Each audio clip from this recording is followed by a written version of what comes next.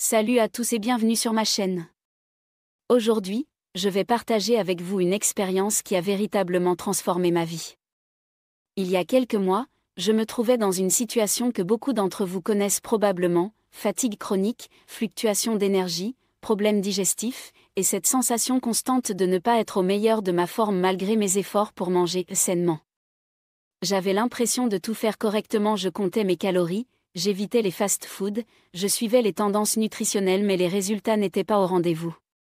C'est à ce moment que j'ai décidé de faire table rase et de repenser complètement mon approche de l'alimentation. Après des recherches approfondies et des consultations avec des professionnels de la nutrition, j'ai identifié 5 habitudes alimentaires spécifiques que j'ai mises en pratique pendant 30 jours consécutifs. Les résultats ont été si spectaculaires que j'ai décidé de partager cette expérience avec vous aujourd'hui. Ce qui rend ces habitudes particulièrement efficaces, c'est qu'elles ne concernent pas tant ce que vous mangez, mais comment vous mangez. Elles ne nécessitent pas de régime restrictif ni d'aliments coûteux ou exotiques.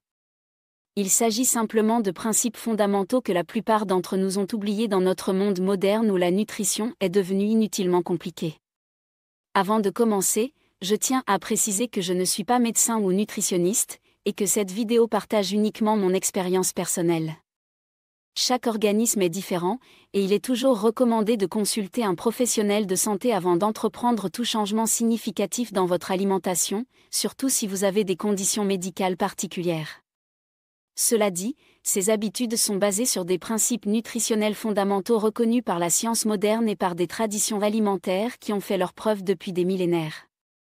Elles sont accessibles à tous et peuvent être adaptées à presque tous les styles alimentaires, qu'ils soient omnivores, végétariens ou végans.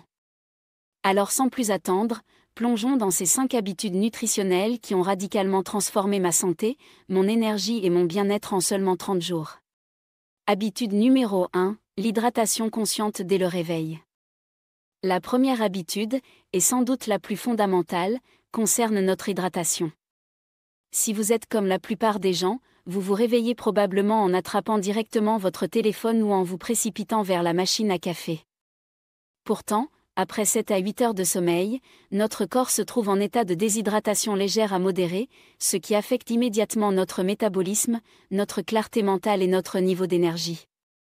L'habitude que j'ai adoptée est simple mais transformatrice, boire 500 ml d'eau à température ambiante immédiatement au réveil, avant toute autre chose. Pas de café, pas de téléphone, pas de petit déjeuner, juste de l'eau, dans les 5 premières minutes après avoir ouvert les yeux. Cette quantité d'eau n'est pas choisie au hasard.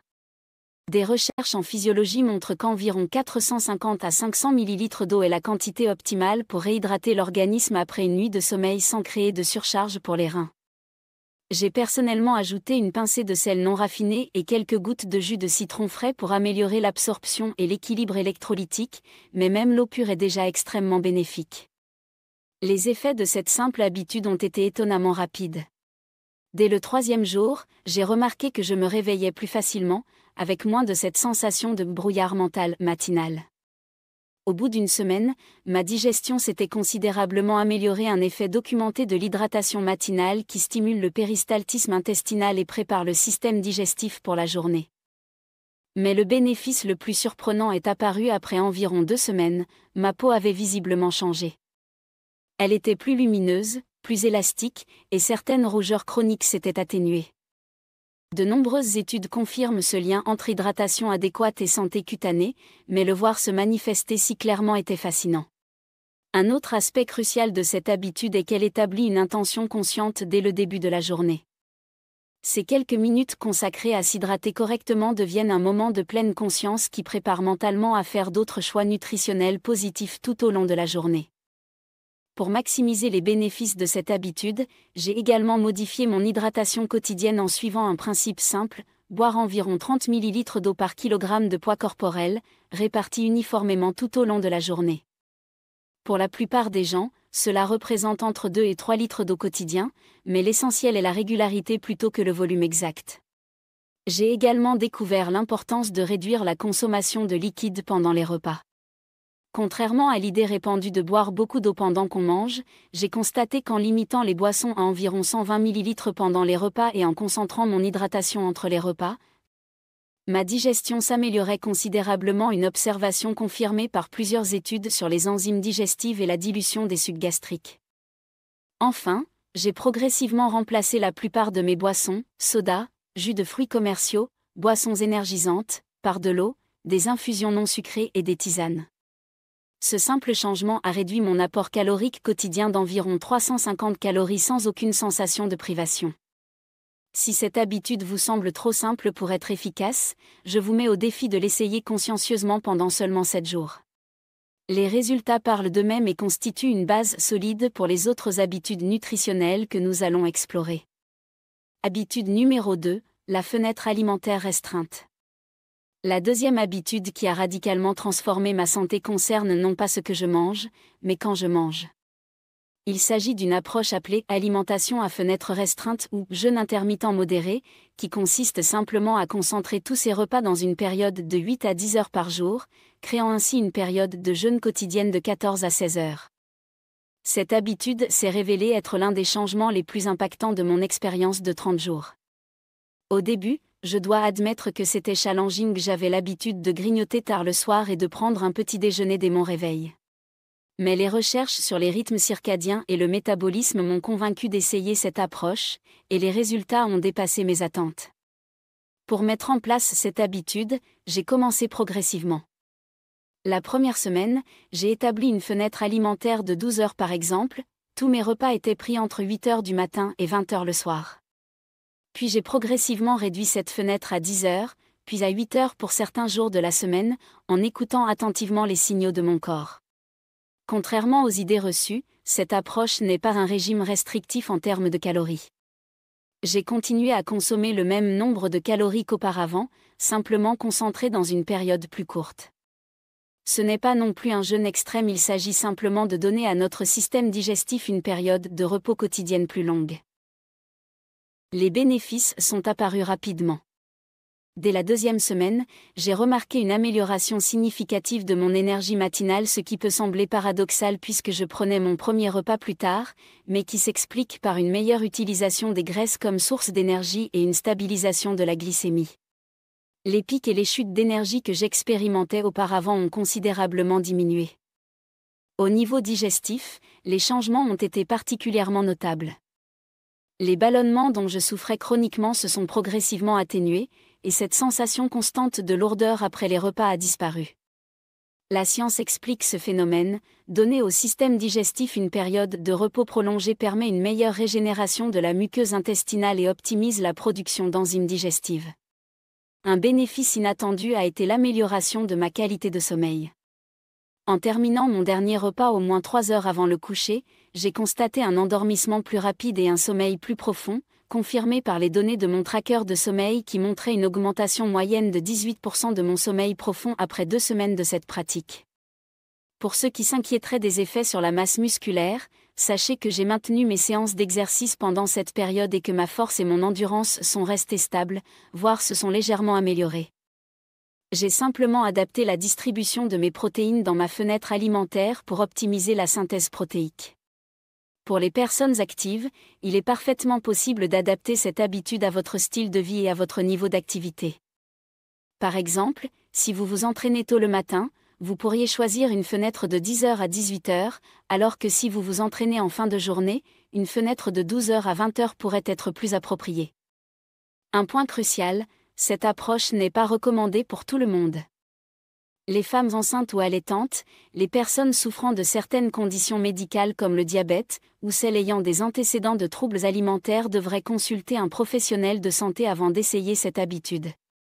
Écoutez toujours votre corps et adaptez l'approche à vos besoins individuels. Ce qui rend cette habitude particulièrement efficace, c'est qu'elle ne demande pas de changer radicalement ce que vous mangez, mais simplement quand vous mangez une modification beaucoup plus facile à maintenir sur le long terme qu'un régime restrictif. C'est un exemple parfait de petit changement qui produit des résultats disproportionnés. Habitude numéro 3, l'alimentation consciente et la règle des 20 minutes. La troisième habitude qui a transformé ma relation avec la nourriture concerne la manière dont je mange, plutôt que ce que je mange.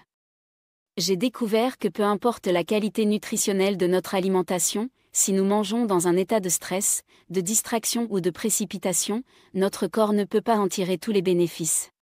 Cette habitude, que j'appelle l'alimentation consciente, repose sur un principe simple mais profondément efficace: accorder à chaque repas au moins 20 minutes d'attention complète, sans distraction numérique, en mastiquant consciencieusement et en savourant chaque bouchée. Concrètement, voici comment j'ai mis en place cette habitude. Premièrement, j'ai éliminé toutes les distractions pendant les repas. Plus de téléphone, d'ordinateur, de télévision ou même de lecture. Cette partie a été étonnamment difficile au début, j'avais sous-estimé à quel point j'étais habituée à manger devant un écran. Les premiers repas en pleine conscience semblaient presque inconfortablement silencieux, mais cette sensation s'est rapidement transformée en un moment privilégié de connexion avec ma nourriture.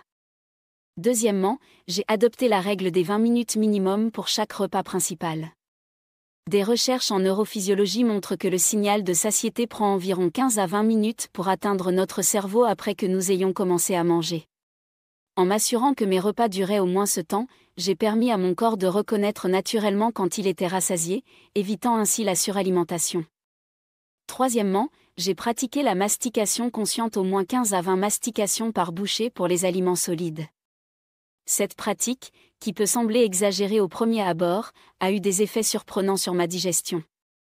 Non seulement elle améliore la décomposition mécanique des aliments, mais elle augmente également la production d'enzymes salivaires qui commencent la digestion des glucides avant même que la nourriture n'atteigne l'estomac.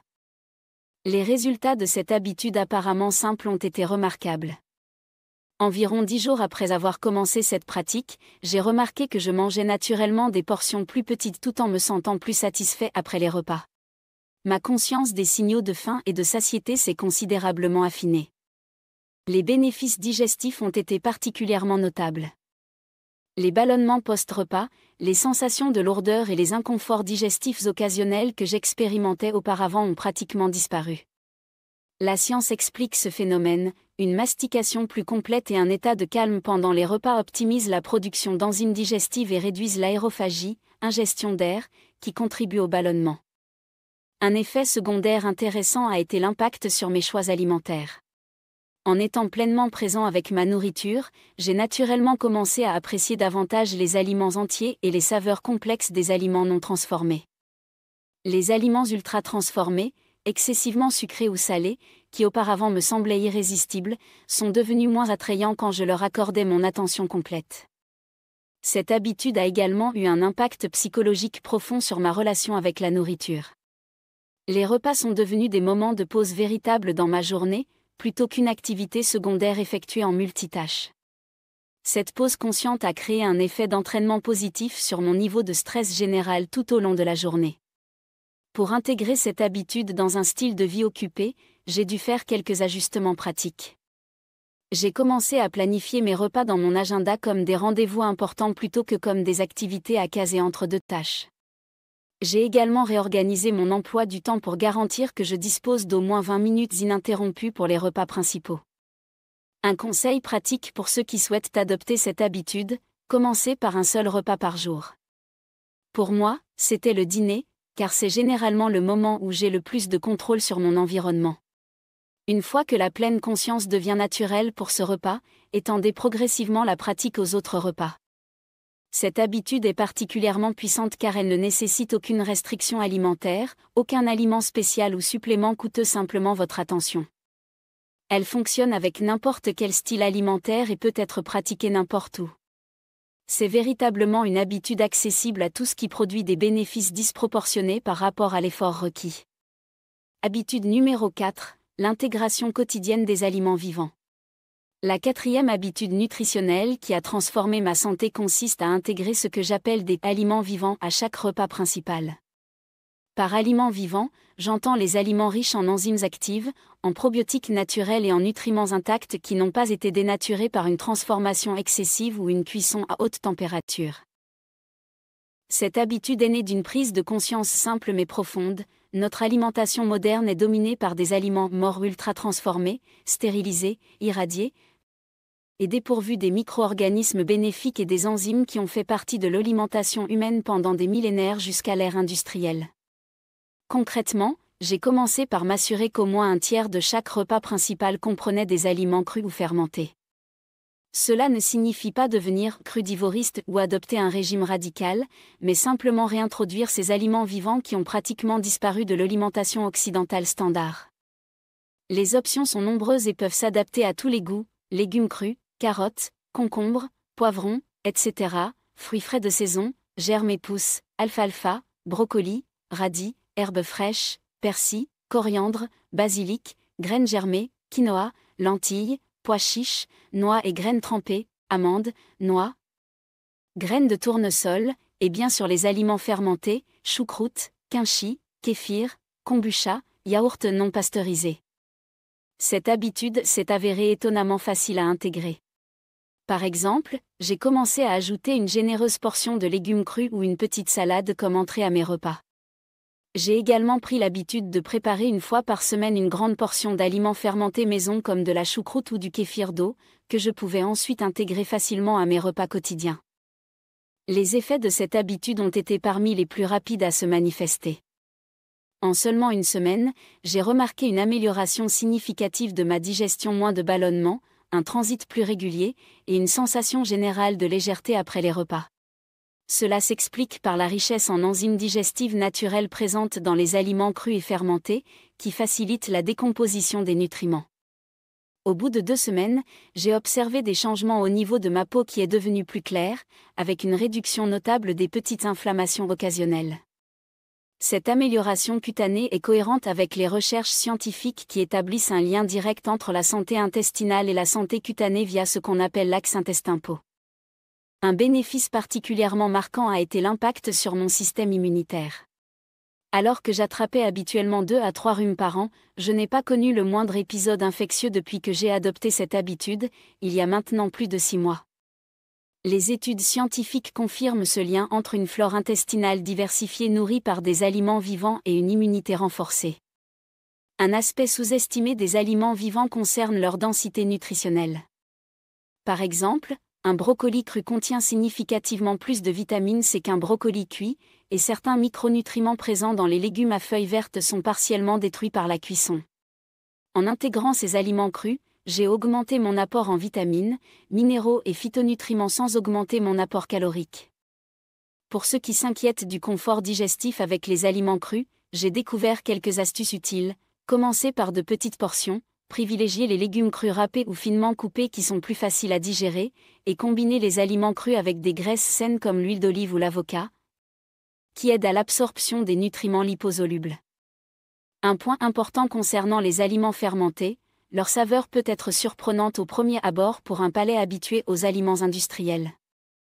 J'ai découvert qu'il est préférable de commencer par de petites quantités, une cuillère à soupe de choucroute ou quelques gorgées de kéfir, et d'augmenter progressivement à mesure que votre palais et votre système digestif s'adaptent. Cette habitude n'est pas une approche du tout ou rien, même l'intégration de petites quantités d'aliments vivants à votre alimentation quotidienne peut produire des bénéfices significatifs. L'objectif n'est pas la perfection, mais l'inclusion régulière de ces aliments riches en vie dans un régime alimentaire équilibré. Un conseil pratique, si votre emploi du temps vous empêche de préparer des aliments frais quotidiennement, la planification hebdomadaire peut être salvatrice. Je prépare souvent le dimanche des bâtonnets de légumes crus, des graines germées et des petits pots d'aliments fermentés que je peux facilement intégrer à mes repas tout au long de la semaine, même lors des journées les plus chargées. Habitude numéro 5, le reset hebdomadaire par les bouillons. La 5e et dernière habitude qui a complété ma transformation nutritionnelle est ce que j'appelle le reset hebdomadaire par les bouillons. Cette pratique simple mais profondément régénératrice consiste à remplacer un repas par semaine, généralement le dîner, par un bouillon nutritif fait maison, donnant à mon système digestif une pause légère tout en fournissant un concentré de nutriments facilement assimilables. Cette habitude est née de ma recherche sur les pratiques traditionnelles de diverses cultures qui incorporent régulièrement des périodes de digestion légère dans leur rythme alimentaire. Des études récentes en chronobiologie et en nutrition confirment la sagesse de ces traditions. Donner occasionnellement un repos digestif à notre système permet une meilleure régénération cellulaire et optimise les processus de détoxification naturelle de l'organisme. Concrètement, j'ai commencé à préparer chaque semaine un bouillon nutritif en faisant mijoter pendant plusieurs heures des os de poulet ou de bœuf élevés au pâturage, ou des légumes et algues pour une version végétale, avec des aromates, des herbes et un peu de sel marin. Ce processus de cuisson lente extrait les minéraux, les acides aminés et les composés bénéfiques comme la glycine et la proline des ingrédients, créant un liquide exceptionnellement nourrissant et facile à digérer. Pour mon repas reset, je consomme simplement une grande tasse de ce bouillon, parfois enrichi d'une petite quantité de légumes finement coupés, d'herbes fraîches ou d'une cuillère à café d'huile de qualité. Ce n'est pas un jeûne strict, mais plutôt un repas minimal qui fournit nutrition et satisfaction tout en allégeant considérablement la charge digestive. Les effets de cette habitude hebdomadaire ont été surprenants. Le lendemain de mon repas bouillon, j'ai systématiquement remarqué une clarté mentale accrue, une énergie plus stable et une digestion particulièrement efficace. Ma langue était plus rose et moins chargée au réveil, un signe que les médecines traditionnelles associent à une meilleure fonction digestive et à une diminution de la charge toxique. Au niveau de la composition corporelle, cette habitude a contribué à réduire ma rétention d'eau et à affiner légèrement ma silhouette, probablement en raison de la diminution temporaire de l'inflammation et de l'amélioration de la fonction hépatique et rénale. Ce n'est pas un effet de perte de poids à proprement parler, mais plutôt une optimisation des fonctions d'élimination naturelle du corps. Sur le plan psychologique, ce repas simplé est devenu un rituel que j'attends avec impatience, un moment de pause dans ma semaine qui me reconnecte avec une approche plus minimaliste et consciente de la nutrition. C'est également devenu une opportunité d'écouter plus attentivement les signaux de mon corps, souvent noyés dans le bruit de nos habitudes alimentaires complexes et des saveurs intenses des aliments modernes. Pour ceux qui s'inquiéteraient de la sensation de faim, j'ai été surpris de constater que ce repas léger était étonnamment satisfaisant, probablement en raison de la richesse en acides aminés du bouillon qui contribue à la satiété. L'ajout d'une petite quantité de matière grasse comme l'huile d'olive ou le ghee augmente encore cette sensation de satisfaction. Cette habitude s'adapte facilement à différents styles de vie et préférences alimentaires. Les végétariens peuvent créer des bouillons riches en umami avec des champignons shiitake, des algues kombu, des légumes racines rôtis et des herbes. Pour ceux qui suivent un régime paléo ou cétogène, un bouillon d'os enrichi en gras de qualité s'intègre parfaitement à leurs principes nutritionnels. Une considération importante, cette habitude n'est pas appropriée pour tout le monde. Les femmes enceintes ou allaitantes, les personnes souffrant de certaines conditions médicales ou ayant des antécédents de troubles alimentaires devraient consulter un professionnel de santé avant d'adopter cette pratique. L'objectif est un repos digestif léger et nourrissant, pas une restriction ou une privation. Un aspect particulièrement intéressant de cette habitude est son impact sur notre relation avec la faim. Dans notre société d'abondance alimentaire constante, nous avons souvent perdu contact avec la sensation naturelle et saine d'avoir un estomac légèrement vide. Ce reset hebdomadaire m'a aidé à redécouvrir que la faim légère n'est pas un état d'urgence à combler immédiatement, mais un processus physiologique normal avec ses propres bénéfices. Pour intégrer cette habitude dans un emploi du temps chargé, je prépare généralement un grand lot de bouillon le week-end que je congèle en portions individuelles. Ainsi, même lors des semaines les plus occupées, mon repas reset est prêt en quelques minutes. Cette préparation anticipée élimine les obstacles pratiques et assure la constance de cette habitude bénéfique. Un conseil pour maximiser les bienfaits, choisissez un jour de la semaine où vous avez naturellement moins d'exigences physiques ou mentales pour votre reset. Pour moi, c'est généralement le dimanche soir, ce qui crée une transition douce vers la nouvelle semaine et améliore la qualité de mon sommeil dominical. Conclusion, au-delà des 30 jours. Ce parcours ne s'est pas arrêté au bout d'un mois. Les 5 habitudes que j'ai intégrées ont non seulement boosté ma santé, mon énergie et mon bien-être, mais elles ont surtout redéfini ma manière d'aborder l'alimentation au quotidien. 6 mois plus tard, elles font partie de ma routine, sans effort, comme une seconde nature. Ce qui m'a marqué, c'est à quel point ces gestes sont simples. Pas besoin d'aliments rares, de gadgets compliqués ou de calculs sans fin. Ce sont des pratiques ancrées dans le bon sens, des réflexes que nos ancêtres appliquaient sans y penser, et que nous avons peu à peu oubliés dans notre monde pressé et ultra transformé. Ce que j'apprécie tout particulièrement, c'est leur souplesse. Pas de dogme, pas de restrictions rigides. Ces habitudes s'adaptent à chacun, que vous soyez végétarien, adepte du régime méditerranéen ou que vous ayez votre propre style alimentaire. Ici, on ne parle pas d'interdire, mais de mieux écouter, mieux ressentir, mieux vivre. En les combinant, j'ai constaté quelque chose d'encore plus puissant, elles se renforcent mutuellement. L'eau aide à mieux jeûner, le jeûne affine la conscience alimentaire, cette conscience améliore la digestion.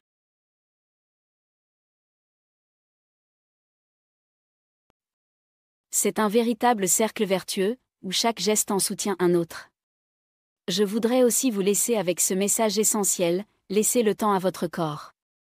Certains effets sont apparus presque immédiatement, d'autres ont mis des semaines. C'est normal. Le changement durable prend racine dans la patience et dans l'écoute de soi.